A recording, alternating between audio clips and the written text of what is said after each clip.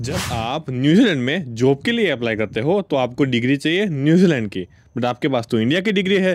तो इंडिया की डिग्री को न्यूजीलैंड की डिग्री में कैसे कन्वर्ट करवाते हैं, आइए पता करते हैं। न्यूजीलैंड का एक क्वालिफिकेशन अथॉरिटी है जिसको बोलते हैं NZQA, मतलब न्यूजीलैंड क्वालिफिकेशन अथॉरिटी। आपको NZQA की वेबसाइट के ऊपर जाना है, उसके बाद you need to go to international, उसके बाद आपको जाना है getting overseas qualification recognised by NZQA।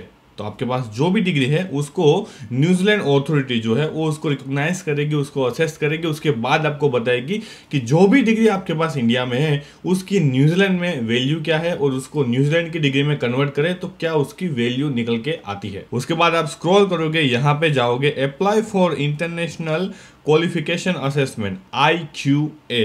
Find mode में हम लोग क्लिक करेंगे और उसके बाद 4 चीजें आपको जो है वो यहाँ पे करनी पड़ेगी। पहला, confirm the type of IQA। आपका पर्पस क्या है इस डिग्री को असेस करवाने का। उसके लिए 2 ऑप्शन होते हैं, या तो फिर आपको पढ़ाई करनी है या तो फिर आपको जॉब चाहिए होती है। तो हम लोग जॉब के बारे में बात करने वाले हैं, पढ़ाई को बाद में बात करेंगे। जॉब के लिए क्या करना पड़ेगा, सबसे पहले हम लोग जाएंगे कि IQA कितने टाइप्स का आता है। IQA आता है 3 टाइप का। सबसे पहला है स्किल सॉर्टेड लिस्ट। ऐसी कोई जॉब है जो ग्रीन लिस्ट में होती है। आपको लगता है कि आपके पास ऐसी डिग्री है जिसके तहत आप ऐसी जॉब कर सकते हो जो ग्रीन लिस्ट में ऑलरेडी लिस्टेड है, तो आपको ये वाला ऑप्शन चूज करना पड़ेगा, स्किल सॉर्टेड लिस्ट IQA। फिर दूसरा ऑप्शन है स्टैंडर्ड IQA।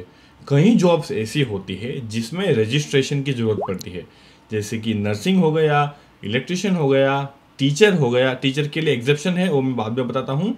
फिर डाइटिशियन हो गया, आर्किटेक्चर हो गया। इन सब जॉब के लिए आपको असेसमेंट के साथ साथ रजिस्ट्रेशन की भी जरूरत पड़ती है, तो उसके लिए आपको ये वाला ऑप्शन चूज करना पड़ेगा, स्टैंडर्ड IQA। तीसरा जो ऑप्शन है वो सिर्फ और सिर्फ टीचिंग के लिए है। अगर आपको टीचर बन के न्यूजीलैंड में आना है तो आपको ये वाला ऑप्शन जो है वो चूज करना पड़ेगा।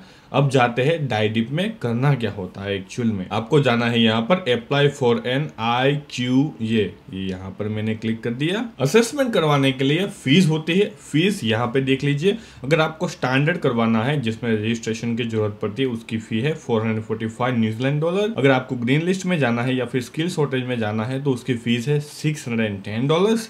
और अगर आपको टीचिंग का प्रोफेशन जो है वो सिलेक्ट करना है, कोई स्टूडेंट ऐसे होते हैं जिसने इंडिया से BEd वगैरह किया होता है तो वो लोग टीचिंग की जॉब ढूंढ रहे होते हैं, तो उनके लिए NZ डॉलर 746 जो है आपको पे करना पड़ेगा। Now what is the process to get this done all together.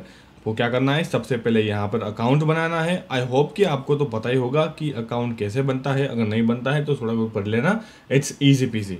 तो मैं जाऊंगा क्रिएट अकाउंट में। हाउएवर मैंने ऑलरेडी एक बार क्रिएट अकाउंट कर दिया था और मैंने मेरी एक डिग्री थी उसको मैंने असेस भी करवाई थी, तो मेरे पास तो सब कुछ रेडी है। यहाँ पर आपको क्या करना है कि आपको जाना है स्टार्ट न्यू एप्लीकेशन में, और यहाँ पर आपको चूज करना है कि आपको कौन सा IQA करवाना है, स्टैंडर्ड, स्किल या फिर टीचिंग, राइट।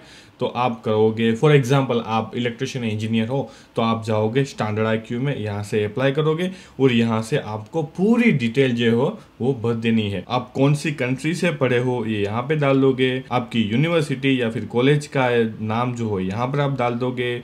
जो भी फील्ड आपको ऑप्शनल है वो नहीं डालोगे, चलेगा, इजी है। कैंपस का एड्रेस, कंट्री, स्टडी ऑर्गेनाइजेशन, ये सभी डिटेल आपको यहाँ पे डालनी है। और इसके बाद नेक्स्ट के ऊपर क्लिक करके आपके जो भी डॉक्यूमेंट है उसको अपलोड कर देना है, और उसके बाद आपको फीस पे करनी है। इसके लिए अराउंड 1 से 2 महीना लगता है, बहुत टाइम लग जाता है, बट उसके बाद आपको कुछ इस तरह से यहाँ पे दिखाई देगा कि आपने जो भी डिग्री असेसमेंट के लिए दी गई थी इसका रिजल्ट आ चुका है। तो जैसे कि मैंने मेरी मेडिकल लेबोरेटरी की डिग्री जो थी उसको असेसमेंट के लिए दिया था और उसका असेसमेंट भी आ गया है, यहाँ से मैं डाउनलोड भी कर सकता हूँ। तो this is the how you can get New Zealand degree easily India में बैठा बैठा। आज की वीडियो के लिए बस इतना ही, मिलता हूँ दूसरे वीडियो में, तब तक के लिए जय हिंद।